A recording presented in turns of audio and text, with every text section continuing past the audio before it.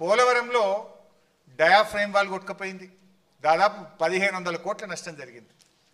Guide wall కొట్టుకుపోయింది. పోలవరంలో copper dam leakage అయింది. మరి ఇవన్నీ జరిగితే ఇది ఎప్పుడు జరిగింది? 4 ఏళ్ళు అయింది. ఇప్పటిదాకా ఎన్డీఎస్ఏ ఎందుకు పోదు అని నేను అడుగుతా ఉన్నా.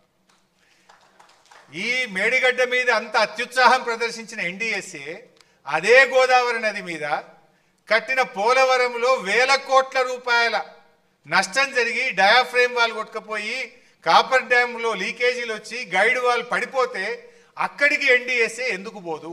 4 ఏళ్ళైనా ఎన్డీఎస్ఏ ఎందుకు పోలేదు?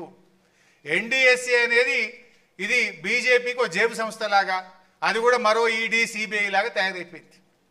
అందువల్లనే ఇవాళ ఏమైంది, అక్కడనేమో ఇంతవరకు పోలే, ఇంతవరకు ఒక రిపోర్ట్ కూడా ఇవ్వలే 4 ఏళ్ళైనా.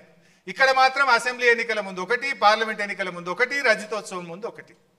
ఇలా ఇంకా ఇంట్రెస్టింగ్ పాయింట్ చెప్తా మీకు.